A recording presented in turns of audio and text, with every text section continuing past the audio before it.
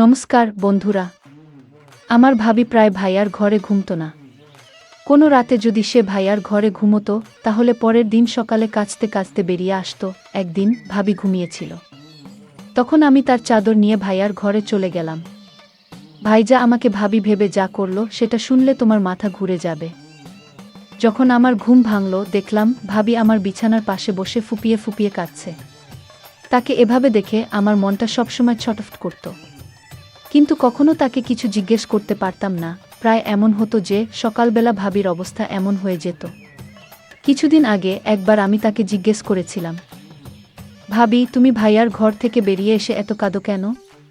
কিন্তু সে কোনো উত্তর না দিয়ে আমাকে বকল। ভাবি যখনই ভাইয়ার ঘর থেকে বেরোতো তার মুখটা অদ্ভুত দেখাতো। তার এলোমেলো চুল আর পুরনো কাপড় যেন একটা অসহায়তার গল্প বলতো। এই ঘটনা কয়েক বছর ধরে চলছিল, আর আমি যত বড় হচ্ছিলাম ততই সবকিছু আমার কাছে আরও অদ্ভুত লাগছিল। আমার মনে একটা প্রশ্ন জাগছিল, রাতে ভাইজা ভাবির সঙ্গে আসলে কি করে? এই প্রশ্নটা আমাকে অস্থির করে তুলছিল। এখনও আমার বয়স হয়েছে 16 বছর, আর অনেক কিছুই বুঝতে শিখেছি। ভাবির কান্নার মুখ দেখে মনে হতো সে যেন কোনো বাধাবাধকতার সঙ্গে লড়ছে। কিন্তু অবাক করার বিষয় হলো, ভাবি যখন ঘর থেকে বেরোতো তখন সে কাঁদতে থাকত, আর ভাইজা বেরলে তার মুখে একটা হাসি থাকত। মনে হতো ভাইজা পুরোপুরি খুশি আর তরতাজা। সে সব সময় গুনগুন করত। তারপর ভাবি ভয়ে ভয়ে তার সামনে আসত, আমার হাত দিয়ে তার জন্য নাস্তা পাঠিয়ে দিত, আর চোখের জল ফেলত। ভাবির এই অবস্থা দেখে আমার খুব মায়া হতো। আমি তখন 10ম শ্রেণীতে পড়তাম। নাস্তা দিয়ে আমি স্কুলে চলে যেতাম, কিন্তু প্রতিবার মনে হতো ভাইয়া কখনো অস্থির বা বিরক্ত হয় না। সে সবসময় হাসি খুশি মুখে নাস্তার টেবিলে আসত, আর তার মুখে সবসময় একটা আনন্দের ছাপ থাকত। কিন্তু ভাবির মুখ দেখে মনে হতো সে যেন যে কোনো মুহূর্তে ভেঙে পড়বে। আমার মন চাইতো তাকে জিজ্ঞেস করি, ভাইজা রাতে তোমার সঙ্গে কি করলো যে তোমার এমন হাল হলো? কিন্তু ভাইয়ার নাম শুনলেই ভাবির মুখে যে ভয় ফুটে উঠত তা আমাকে চুপ করিয়ে দিত। ভাবি প্রতি রাতে ভাইয়ার ঘরে ঘুমোতে যেত না, বরং আমার সঙ্গেই ঘুমোতো। কিন্তু মাঝে মধ্যে ভাইয়া তাকে জোর করে নিজের ঘরে নিয়ে যেত। ভাবি বারণ করার চেষ্টা করত, কিন্তু ভাইজা তার কথা শুনত না। ভাইয়ার গলায় এমন মিষ্টি ভালোবাসার সুর থাকত যে দেখে যে কেউ অবাক হয়ে যেত। কিন্তু আমি ভালো করেই জানতাম ভাইয়া ভাবিকে ঘরে নিয়ে গিয়ে তার সঙ্গে কিছু খারাপই করত। কোনো বাচ্চার পক্ষে নিজের ভাবিকে কাঁদতে আর কষ্ট পেতে দেখা খুব কঠিন। আমারও তাই হয়েছিল। আমি না পড়তে পারছিলাম, না ঘরে মন বসাতে পারছিলাম। মন চাইতো যে কোনো উপায়ে ভাবিকে ভাইয়ার ঘরে যেতে না দিই, কিন্তু ভাইয়াকে বারণ করার সাহস আমার হতো না। ভাইজা আমার সামনে ভাবির সঙ্গে খুব ভালোবাসার ব্যবহার করত, কিন্তু ঘরের এই পরিবেশ আমাকে এতটাই ভেঙে দিয়েছিল যে আমি পরীক্ষায় খারাপভাবে ফেল করলাম। ভাবিকে আমি আমার রেজাল্ট বলিনি, কিন্তু আমার বন্ধু সালনি অবাক হয়ে গিয়েছিল, কারণ আমি পড়াশোনায় খুব ভালো ছিলাম। সে বারবার জিজ্ঞেস করতে লাগলো, তোর মন কোথায় ভেসে বেড়াচ্ছে?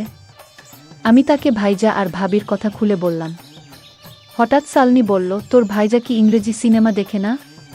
তার চোখে একটা অদ্ভুত দৃষ্টি ছিল। আমি বুঝতে পারছিলাম না তার উদ্দেশ্য কি। সে কথা ঘোরালো। তারপর ভাবির চাচাতো মামা অর্জুনের কথা উঠল। সেদিন দুপুরে অর্জুন মামা আমাদের বাড়িতে এসেছিলেন। ভাবির সঙ্গে তার ছোটবেলা থেকেই গভীর বন্ধুত্ব ছিল। ভাবি বলতো তারা দুজনে ছোটবেলায় একসঙ্গে বড় হয়েছে। তারপর অর্জুন মামা দুবাই চলে যান আর ভাবির বিয়ে হয় ভাইয়ার সঙ্গে। ভাবির বিয়ের 15 বছর হয়ে গেছে, আর আমি তার একমাত্র নন্দ। কয়েক বছর আগে পর্যন্ত হয়তো সব ঠিকঠাক ছিল, নয়তো আমি ছোট ছিলাম, বুঝতে পারতাম না। কিন্তু গত কয়েক বছরে আমি ভাবির অবস্থা বুঝতে শুরু করেছি। আমি বুঝে গেছি আমার ভাইজা ভালো মানুষ নয়, আর সেই কারণেই ভাবি কষ্ট পাচ্ছে। এই ভাবনাটাই আমার মনে নিজের প্রতি একটা ঘৃণা জন্ম দিয়েছিল। অর্জুন মামা আর ভাবির বন্ধুত্ব খুব গভীর ছিল। তিনি 1 বছর আগে ভারতে ফিরে এসেছেন, আর প্রায়ই ভাবির সঙ্গে দেখা করতে আসতেন, কিন্তু ভাবি তার আসা পছন্দ করত না। হয়তো সে চাইতো না ভাইয়ার মনে কোনো সন্দেহ জাগুক। অর্জুন মামা চলে গেলে ভাবি প্রায়ই আমাকে বলতো, যদি ভাইজা জানতে পারে অর্জুন এসেছিল তাহলে বড় ঝামেলা হবে গো। আমি তাকে আশ্বাস দিতাম, ভাইয়া কি করে জানবে? ভাইয়ার আয় এত কম ছিল যে সংসার চালানোই কষ্টকর হয়ে যেত। ভাবি আর ভাইয়ার সম্পর্কের মধ্যে এমন কিছু ছিল যা ভাবি কখনো খোলাখুলি বলতে পারত না। এসব জানার পর আমার মনে হতো ভাইয়ার মতো এমন নিষ্ঠুর মানুষের সঙ্গে ভাবি কেন নিজের জীবন নষ্ট করছে। এক রাতে আমি আমার আর ভাবির বিছানা পাতলাম আর তার সঙ্গে চোখ বন্ধ করে শুয়ে পড়লাম। কিছুক্ষণ পর ভাইজা আমার ঘরে এল। ভাবি তখন আমার পাশে শুয়েছিল। ভাইজা তাকে সঙ্গে যেতে বলল, কিন্তু ভাবি ভয়ে ভয়ে না বলল। আমি চোখ খুলিনি, তবে শুনতে চাইছিলাম ভাইজা ভাবিকে কি বলে। ভাবি বলল, আমি তোমার সঙ্গে যাব না, তুমি সব সময় এমনিই বল। আবারও সে বারণ করল, তোমার ঘুমানো উচিত, তোমার বোন এখন বড় হয়েছে কি। কিন্তু ভাইজা জোর করে তার হাত ধরে তাকে তুলে নিয়ে গেল। আমার মনে একটা অদ্ভুত অস্থিরতা শুরু হলো। ভাইয়া ভাবির সঙ্গে কি করছে? আর সালনির সেই ইংরেজি সিনেমার কথাটাও আমার মাথায় ঘুরতে লাগলো। 2 ঘন্টা পরেও ভাবি ফিরল না। আমি পানি খেতে ঘর থেকে বেরিয়ে রান্নাঘরে গেলাম। কিছুক্ষণ পর ভাবি আমার পিছনে এলো। আমি গভীরভাবে তাকে দেখলাম। তার চুল এলোমেলো। আমি এটা দেখে চমকে গেলাম। ভাবি বুঝতে পারল আমি তাকে লক্ষ্য করছি, আর তার ফুপানোর আওয়াজ আমার কানে এল। আমার মন চাইছিল উঠে ভাবিকে সান্ত্বনা দিই আর মনের সব প্রশ্ন, সব কথা জিজ্ঞেস করি। কিন্তু আমি চুপ করে রইলাম। পরদিন সকালে ভাইজা এমনভাবে তৈরি হয়ে ঘর থেকে বেরোলো যেন কোনো বড় মানুষ। তার আয় কম ছিল, তবু সে সবসময় খুশি থাকত আর হাসত। এমনভাবে তৈরি হয়ে বেরোতো যেন কোন ধনী লোক। আমি নিজেকে দেখলাম আর নিজের প্রতি ঘৃণা জন্মালো। ভাইয়ার সামনে নাস্তা রেখে আমি স্কুলে চলে গেলাম। স্কুলে সারাদিন আমার মন ভাবির ছেঁড়া হাতার দিকে আটকে রইল। স্কুল থেকে ফেরার পথে অর্জুন মামার সঙ্গে দেখা হলো। আমাকে দেখেই তিনি আমাকে তার গাড়িতে বসিয়ে নিলেন। আমি কিছু না ভেবেই গাড়িতে উঠে পড়লাম। অর্জুন মামা আমার দিকে তাকিয়ে বললেন, তুমি এত চুপচাপ কেন থাকো? তোমার কি সমস্যা? আমি সব কথা তাকে খুলে বললাম। আমার কথা শুনে তিনি বললেন, তুমি কি জানো না তোমার ভাই ভালো মানুষ নয়? তোমার ভাবিকে কেন মুক্তি দিচ্ছ না? কতদিন তোমরা দুজন তার অত্যাচার সহ্য করবে? তার কথা শুনে আমি অবাক হয়ে গেলাম আর গভীর চিন্তায় ডুবে গেলাম। আমার জন্য এটা একটা বড় প্রশ্ন ছিল। আমি কখনো ভাবিনি ভাইজা এমন কিছু করতে পারে। ভাইজা আমার সঙ্গে কখনো উঁচু গলায় কথা বলেনি, তাহলে তাকে নিষ্ঠুর বলব কি করে? আমি তো এটাও জানতাম না ভাইজা আর ভাবির মাঝে আসলে কি হচ্ছে। অর্জুন মামার কথা ভাবতে ভাবতে আমি অস্থির হয়ে গেলাম। তারপর তিনি আমাকে স্কুল থেকে বাড়ি নিয়ে এলেন আর নিজেও ভিতরে ঢুকলেন। ভাবি আমাদের দেখে খুশি হলো আর তাড়াতাড়ি আমাদের জন্য খাবার তৈরি করল। আমি খুব ক্লান্ত ছিলাম, তাই নিজের ঘরে চলে গেলাম। আর অর্জুন মামা ভাবির কাছে বসে গল্প করতে লাগলেন। আমার ঘুম আসছিল না। আমি শুধু তার কথাগুলো নিয়ে ভাবছিলাম। 3 দিন কেটে গেল। এই সময় ভাবি আমার সঙ্গে আমার ঘরে ঘুমোচ্ছিল। আমার কাছে থাকলে সে একদম নিশ্চিন্ত আর খুশি থাকত। ভাইয়ার আচরণ প্রতিদিনের মতোই ছিল, কিন্তু যখন সে ভাবিকে নিজের ঘরে নিয়ে যেত তখন আরও খুশি হতো। 4র্থ দিনে ভাইজা আবার ভাবিকে তার ঘরে ডাকল। আমি সারারাত অস্থির হয়ে এপাশ ওপাশ করলাম। সকালে ভাবি ভাইয়ার ঘর থেকে বেরিয়ে এল। তাকে ঠিকমতো হাঁটতেও কষ্ট হচ্ছিল। সে কোনমতে দাঁড়িয়েছিল। আমি জিজ্ঞেস করলাম, ভাবি তোমার পায়ে কি হয়েছে? সে হেসে বলল, ছোটখাট ব্যাপারে মন দিও না, মন দিয়ে পড়াশোনা করো। তোমার 10ম শ্রেণীর রেজাল্ট ভালো না হলে পরে আফসোস করবে। ভাবিকে নাস্তা দিয়ে আমি ভাইয়ার কাছে গেলাম। তাকে নাস্তা দিতে গিয়ে সে আমার পড়াশোনার কথা জিজ্ঞেস করল। ভাইয়ার কথায় এত ভালোবাসা ছিল যে আমি অবাক হয়ে গেলাম। ভাইয়া কোনোভাবেই কঠোর বা নিষ্ঠুর মনে হতো না, বরং ভাবির অবস্থা আর তার কষ্টের কথা শুনে আমি তাকে বোঝার চেষ্টা করতাম। একদিন যখন আমি ভাইয়াকে নাস্তা দিতে গেলাম, তিনি আমার পড়াশোনার কথা জিজ্ঞেস করতে লাগলেন। আমি ভাইয়াকে বললাম, ভাবি ছাড়া আমার ঘুম আসে না, তুমি প্লিজ রাতে ভাবিকে তোমার ঘরে ডাকো না আগে। আমার কথা শুনে ভাইজা হেসে উঠল আর খেতে শুরু করল। আমি ভাইজাকে খুব ভালোবাসতাম, কিন্তু সেদিন চুপচাপ স্কুলের জন্য বেরিয়ে পড়লাম। স্কুলে টিচার আমাদের বোঝালো, কখনো পুরো সত্যি না জেনে কোনো সিদ্ধান্ত নিও না।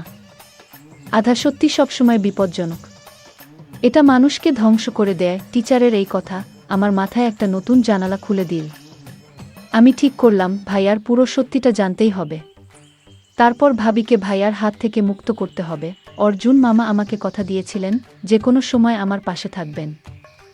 আমার ভাবি দেখতে আমার মতই ছিল। আমার বয়স তখন 16, কিন্তু আমার চেহারা ভাবির মতোই লাগত। পরের রাতে আমি নিজে ভাবিকে ঘুমের ওষুধ খাইয়ে ঘুম পড়িয়ে দিলাম। তারপর তার চাদর গায়ে জড়িয়ে ভাইয়ার ঘরে চলে গেলাম।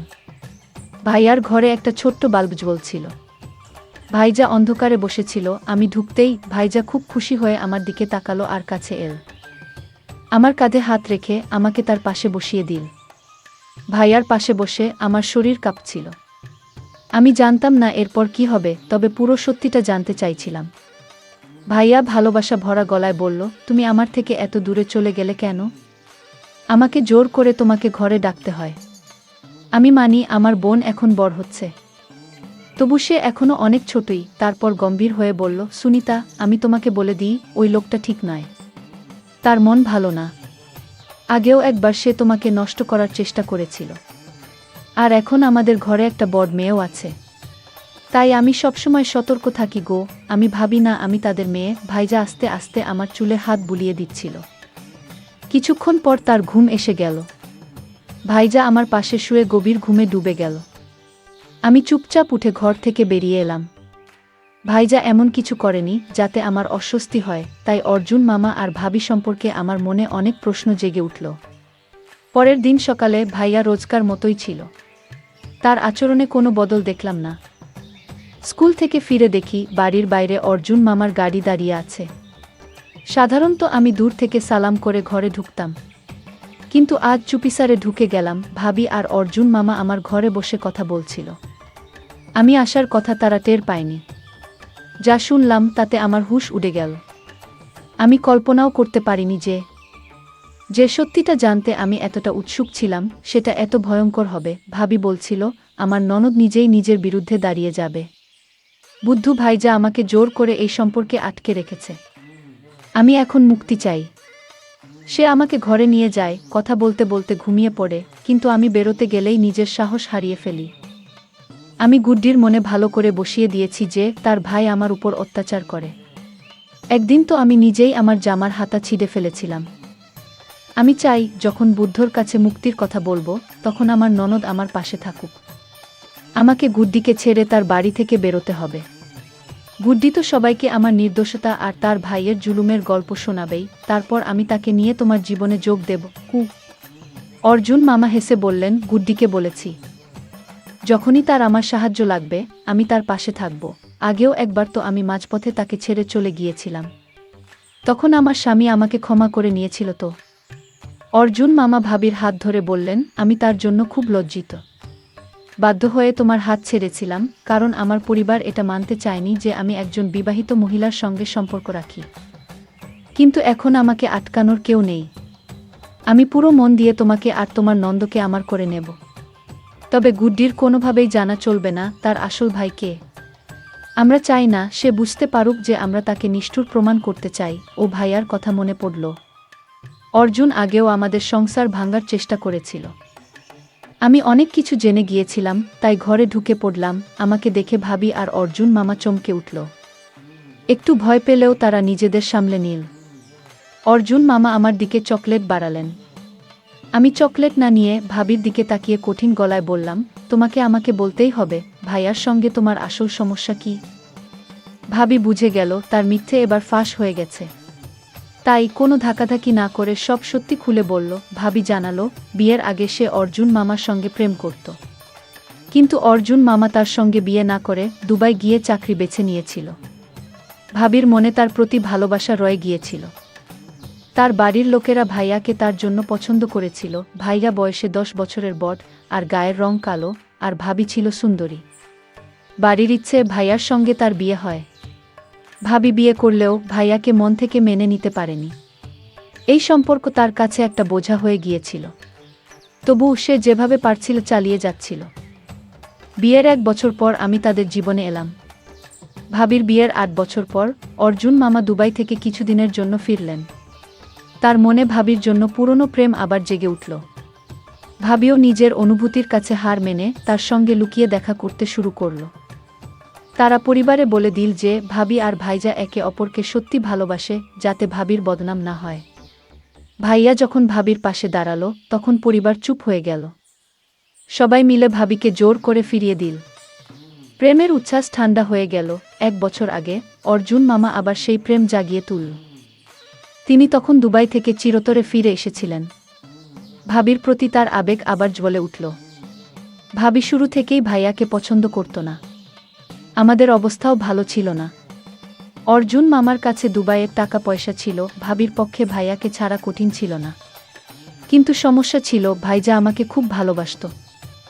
ভাবিও আমাকে ছাড়তে চাইত না। তাই সে ভাইয়াকে খারাপ প্রমাণ করতে শুরু করল। নিজেকে কষ্টে আর দুঃখে ভরা দেখিয়ে আমাদের তার পক্ষে টানতে চাইল। এত বছর আমি ভেবে এসেছি, ভাইয়া কখনো আমাদের সঙ্গে উঁচু গলায় কথা বলে না। তাহলে ভাবির উপর অত্যাচার করবে কি করে? আমি ভাবিকে স্পষ্ট বললাম, তোমার যদি তার বাড়িতে যেতে ইচ্ছে হয় তুমি যেতে পারো, কিন্তু আমি আমার ভালো আর সরল ভাইয়াকে ছাড়তে পারবো না। আগে অর্জুন মামা, যিনি আগে দুবার ভাবিকে ছেড়েছেন, তৃতীয়বার তার উপর ভরসা করছিলেন, আজ প্রথমবার তার চোখে আমি শুধু নিজের চাওয়া দেখলাম। আমি বুঝলাম চাওয়া পূরণ হলেই তিনি ভাবিকে ছেড়ে দেবেন। ভাবি আমাকে স্বপ্ন দেখালো, আমাকে তার সঙ্গে যেতে বাধ্য করল। কিন্তু আমার কাছে ভাইয়াই সবচেয়ে বড় ছিল। যদি আমি সত্যিটা না দেখতাম হয়তো ভুল সিদ্ধান্ত নিয়ে ফেলতাম। ভাগ্যিস আমি নিজের চোখের সব দেখলাম, কানের সব শুনলাম। ভাবি অর্জুন মামার সঙ্গে যেতে প্রস্তুত ছিল, কিন্তু যখন অর্জুন মামা দেখলেন আমি তাদের হাতে আসব না, ভাবির সঙ্গে যাব না, তখন তিনি ভাবির সঙ্গে সম্পর্ক ছিন্ন করলেন। ভাবি জানতে পারল অর্জুন মামা তার জন্য নয়, আমার জন্যই বাড়িতে আসত। তখন সে অবাক আর রাগে ফেটে পড়ল।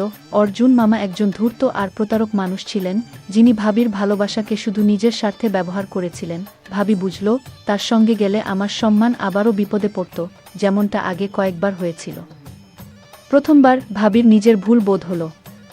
সে ভাইয়াকে মন থেকে গ্রহণ করল। পরের দিন সকালে ভাইজা আর ভাবি হেসে হেসে ঘর থেকে বেরল। আমার মনটা একটা শান্তিতে ভরে গেল। কখনো কখনো ভালোবাসার নামে আমরা এমন বড় ধোঁকা খেয়ে যাই যে মুখ দেখানোর জায়গা থাকে না।